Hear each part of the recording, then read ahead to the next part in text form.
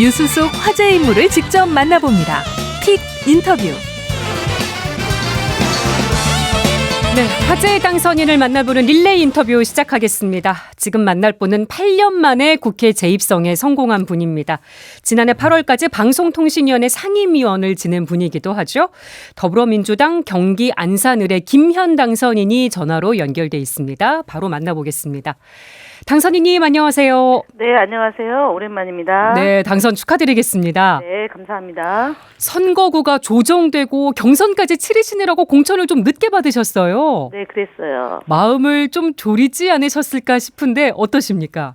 일단은 선거구 일정이 지난 2월 29일 날 되고 3월 1일 날 이제 3인 경선으로 발표가 됐고, 그래서 이제 그 안산시 그러니까 안산시 을이라고 하면 단원 을에 3개 동하고 상록구 을에 이제 6개 동으로 이제 그 김철민 삼선 도전하는 국회의원과 재선 도전하는 국회의원 3인 경선으로 발표가 됐는데, 네. 또 고영인 의원이 경선 방식에 대한 문제 제기가 있어서 또 한 2, 3일 뒤에 이제 상록을 단원갑 이렇게 3개 지역을 묶어가지고 경선을 3월 13일, 14일 했고 결선 투표를 16, 17일 날 이렇게 한 거예요. 그러니까 저희 총선을 몇 주 안 남겨놓고 후보 등록이 이제 3월 21일, 22일이었으니까 예. 이제 되게 이제 막차였죠, 막차. 거의 막차로 공천을 받으신 건데 그래서 네. 기쁨은 더 크시지 않았을까 싶기도 합니다.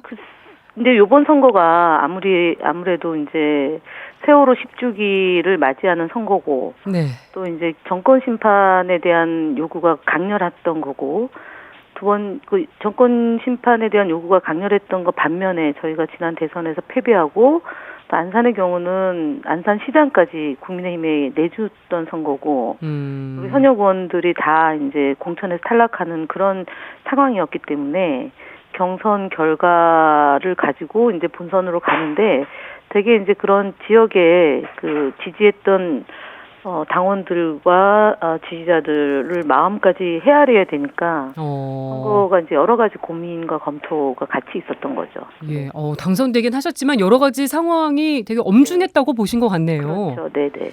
그 말씀해주신 대로 지금 지역구가 안산 지역이고 단원고가 그 있는 지역이잖아요. 네, 그렇습니다. 그래서 어제 세월호 10주기 당일이었고 추모 분위기가 더 뜨거웠을 것 같습니다. 어땠습니까? 네네.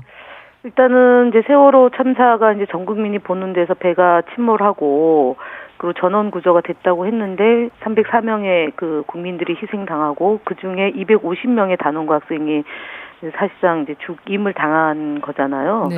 그리고 이제 10년의 세월이 지났는데 2015년대 박근혜 정부에서 특별법을 제정을 해서 이제 추모와 기억을 같이 함께하고 진상규명을 하겠다고 했는데 사실은 책임자급의 진상규명 처벌 이런 것들은 제대로 이루어지지 않았고 그다음에 이제 생명안전공원을 약속을 했음에도 불구하고 2019년도 문재인 정부의 때인데요. 2024년이 되도록 첫 삽을 뜨지 못했기 때문에 네. 이제 안산 시민들이 합의를 통해서 당시 사회적 합의를 통해서 이제 이끌어낸 그런 생명안전공원을 이제 건립하는 문제가 남아 있는 숙제고 그거는 이제 지금 저희 안산병의 박해철 당선인의 지역구고 네. 단원고는 또 저의 지역구고 그래서 이제 당선되신 의원들이 이제 국회에 입성을 하게 되면 이제 그 문제도 함께 좀 그 해결해야 될 과제에 놓여 있습니다. 네, 신경 쓰실 부분이 있을 것 같네요. 네. 당선 소감 발표하신 걸 보니까 역사를 되돌아보면 중요한 순간마다 국민은 냉정하게 심판하고 올바른 방향을 제시했다. 대한민국 국민의 명령을 추상처럼 받들겠다고 하셨는데 네.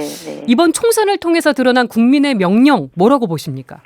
일단은 이제 저희가 대표께서 이제 민생지원금을 그 민생지원 위로금이죠. 그거를 이제 사람에게 1인당 25만 원, 그 다음에 100만 원을 줘서 가구당 네. 시급하게 이제 골목 경제도 있지만 지역 경제를 살려야겠다라는 얘기를 할 정도로 지역 경제가 굉장히 어려워졌고 민생이 어렵다는 정도를 그 말 자체로 설명하기 어려운 그러니까 뭐 IMF보다 힘들다, 그럼 코로나 시기보다 훨씬 힘들었다. 이제 이런 상황인 거예요, 경제는. 네. 그런데다가 이제 저희가 이채 양명주라고 해서 이태원 문제, 최상병 문제, 그리고 양평 고속도로 문제, 명품 핸드백 네. 사건, 그리고 이제 주식 조작으로 인한 주가 조작으로 인한 이제 수사가 제대로 이루어지지 않은 이런 공정과 상식이 무너진 사회, 그리고 입틀막, 민주주의 위기, 이제 이런 것들의 상황에 대한 엄중함이 있다. 그래서 그것을 심판해야 되고 공정과 상식을 지키는 그런 대한민국이 돼야 되는 거 아니냐, 이런 얘기들이 지금 안산 시민들이 상당하게 이제 얘기했던 거고, 그것을 지켜야 되는 거는 사실은 대한민국 유권자들의 그 심판을 저희 더불어민주당 당선인 모두가 함께 이제 받들어야 되는 과제다, 이런 의미로 말씀을 드렸던 거죠. 네, 여러 현안에 대한 심판이 담겨 있다고 얘기를 해주셨는데, 네. 윤석열 대통령이 어제 총선 엿새 만에 직접 입장을 밝혔습니다. 네. 더 많이 소통하고 민심을 경청하겠다고 하면서도 국정 방향은 옳았다고 했거든요. 네네. 대통령의 발언 어떻게 들으셨습니까? 저는 형식과 내용이 다 틀렸다 는 게 첫 번째 드는 단상이고, 대통령이 상황의 심각성을 전혀 못 느끼고 있다. 그리고 비공개 회의 때는 뭐 잘못했다라고 사과했는데 국민에게 정식으로 공개적으로 사과를 했어야 되는 상황이잖아요. 왜 공개적으로 안 했다고 보세요? 진심으로 잘못했다고 느끼지 못했기 때문에. 본인은 열심히 했는데 공무원들이 못했고, 본인이 열심히 했는데 유권자들의 선택이 틀렸다, 이런 취지였던 거라고 생각하기 때문에 그 국무회의에서 얘기하는 거는 국무위원들에게 지시하는 거지 않습니까? 보좌하는 기능을 갖고 있는 게 국무위원들이잖아요. 그러니까 참모들에게 이렇게 해라라고 얘기하면서 간접적으로 국민에게 전달했기 때문에 저는 제대로 된 사과가 아니고, 사실은 1988년도 대선 이후에 직선제로 10번의 국회의원 선거가 있는데 이렇게 집권 여당이 참혹한 결과를 맞이한 건 없거든요. 근데 대통령이 사과하고 반성하지 않았다는 것도 처음 있는 일이기 때문에 국정 운영에 대한 전반적 전환 없이 현재 민생 이렇게 얘기하는 것은 공연불에 불과하고 재계약이 무효다. 그래서 더욱더 경각심을 갖고 윤석열 정권을 심판하라는 국민들의 그런 여러 같은 의지를 제대로 받들어내야 된다. 그것은 곧 우리에게도 화살이 올 수 있다, 이런 생각을 갖게 됐어요. 네, 그러니까, 내용과 형식 다 문제가 있다고 얘기해 주셨는데 대변인을 또 여러 번 오래 하셨기 때문에 대통령이 기자회견을 지금 오랫동안 하지 않고 있는 점도 유심히 보고 계실 것 같아요. 어떻게 보십니까? 불리한 이슈에 대한 외면이라고 보는 거죠. 그러니까 특히 부인과 연관되어 있는 게 양평 고속도로 문제하고 명품 핸드백 건하고 주가 조작의 문제지 않습니까? 예를 들어 기자회견의 형태를 띈다고 했을 때 물어오는 질문에 대해서 제대로 답변을 안 하면 더 나빠지는 여론이 있기 때문에 그냥 일방 선언을 한 거죠. 일방 통행식으로 한 거고, 그렇게 되는 배경에는 검찰 독재공화국, 그다음에 언론의 뒷받침이기 때문에 대통령이 국민을 무시하고 본인의 선언의 형태를 띄워도 그닥 그렇게 공격을 받지 않는 현재 상황이 반영된 거다. 역대 정부에서 이런 결과를 가지고 대통령이 제대로 된 사과를 안 하면 문매를 맞게 돼 있죠. 근데 오늘 이제 보수 언론에서 비판의 기능은 있지만, 비판적인 어조는 있지만 그게 그렇게 강하지 않기 때문에 이런 형식이 통한다, 이렇게 생각하는 거 아닌가 싶습니다. 네. 그리고 오늘 오전에 이제 몇몇 언론이 단독 보도를 한 이 기사를 가지고 오늘 하루 종일 정치권이 좀 술렁거렸습니다. 네네. 총리 후보에 문재인 정부 시절에 중기부 장관을 지낸 박영선 전 의원, 또 비서실장의 양정철 전 민주연구원장, 또 신설되는 정무특임장관의 김종민 새로운 미래 대표가 유력하게 검토되고 있다는 보도였는데 대통령실이 검토한 바 없다고 선은 그었습니다만 이런 보도가 왜 나왔을까? 그것도 한 군데가 아니고 여러 언론에서요. 이거 어떻게 보셨습니까? 그러니까 누군가가 이제 그런 언론 떠보기 아닌가 싶어요. 사실은 그만큼 이제 인재풀이 취약하다는 거고, 한편으로는 교란인 거죠. 그러니까 교란 작전일 수 있는 거죠. 그러니까 실제로 그 이전에 이제 지난 총선 결과 나온 직후에 뭐 원희룡, 그다음 여러 한마평이 있었죠. 권영세 총리설, 그리고 여러 이제 출마하지 않은 의원들에 대한 물망이 오르다가 다 여론에서 문매를 맞았잖아요. 그러니까 일단은 뭐 거국 내각의 성격 네. 내지는 우리 진영 특히 이제 민주당을 교란하기 위해서 뭔가 떠보는 건데 그거 역시도 국민의힘 안에서 훨씬 더 반발이 거세게 왔기 때문에 이제 그냥 오전에 오전 정도에 나오다 만 케이스인데 말이 안 되는 거죠. 그만큼 지금 윤석열 정부의 레임덕 내지는 총선 결과에 대해서 진심 어린 분석 평가에 기초한 반성이 없기 때문에 이런 식으로 그냥 한번 쿡쿡 찌르는 형태의 여론을 떠보고 아니면 다시 다른 방식으로 나오고 그래서 장제원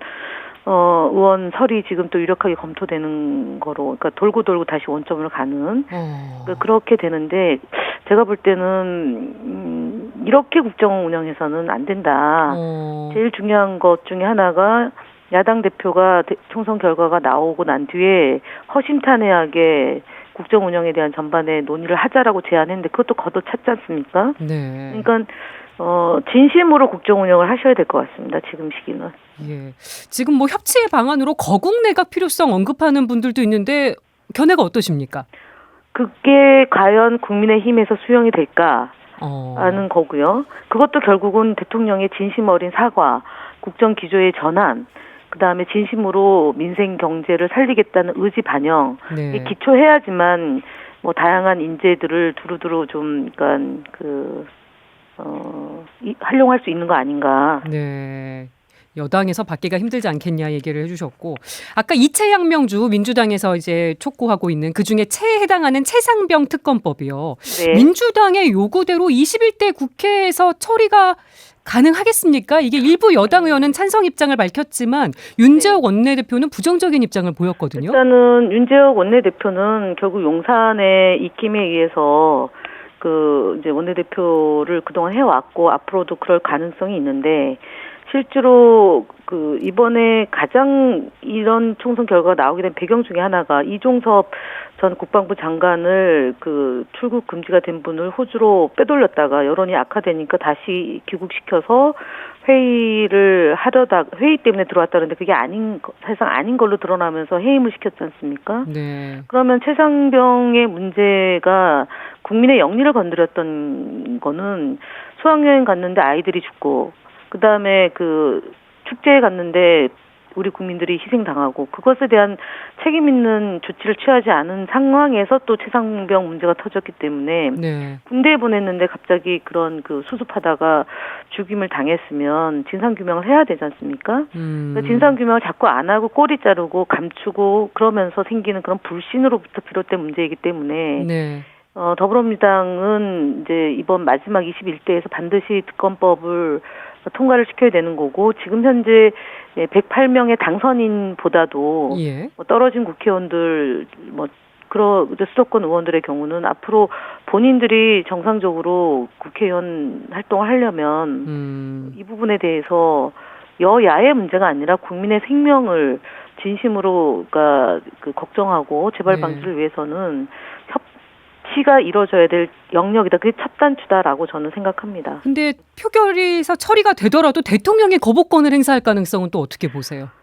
그런 게 아까 거국 내각하고 다 연결되는 문제라고 저는 보는 게 만약에 최상병 특검 문제를 대통령이 또 거부권을 행사한다 그러면 그거는 22대 가서 대통령의 이 지지율이 최근에 한 여론조사 기관에서도 좀 매우 안 좋게 나왔는데 훨씬 더 악화돼서 레임덕은 이미 시작됐고 또 집권 여당으로부터 이 대통령에 대한 보통 저희가 김대중 대통령 때도 집권 말기에 탈당 요청이 있었고 이제 노무현 대통령도 그와 유사한 상황이 있었던 반면에 이제 박근혜 대통령은 탄핵까지 갔던 상황 아니겠습니까? 그렇다면 국민의힘하고 용산의 관계가 더욱 악화될 것이고 더위 더불어민주당하고는 비교할 지 못할 정도로 저희하고도 힘들어지는 거지만 국민의힘 내부에서도 반발이 거세지기 때문에 적어도 최상병 문제에만큼은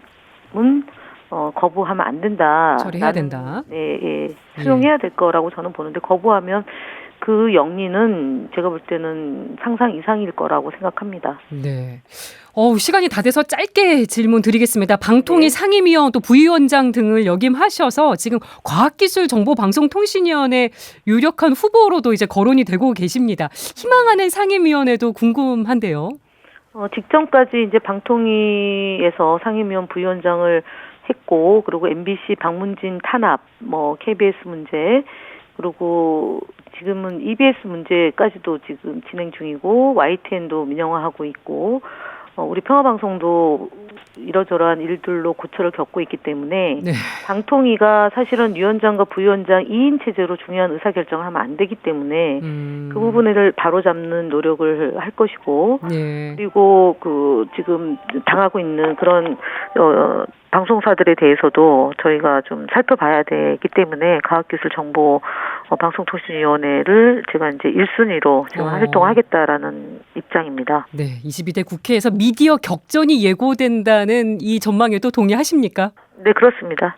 예. 왜냐하면 지금 용산의 부속실로 전락한 방통위원회의 전행을 바로잡지 않으면 국민의 알 권리는 뒤로 한 채 지금 현업에 종사하고 있는 언론인들의 고초는 이루 말할 수가 없고 그로 인한 국민들의 피해도 대단히 크기 때문에 이 문제는 우선해서 검찰개혁, 언론개혁 반드시 이뤄내야 됩니다. 알겠습니다. 지금까지 더불어민주당 경기 안산을의 김희연 당선인 만나봤습니다. 전화 연결 고맙습니다. 네, 감사합니다. 수고하세요.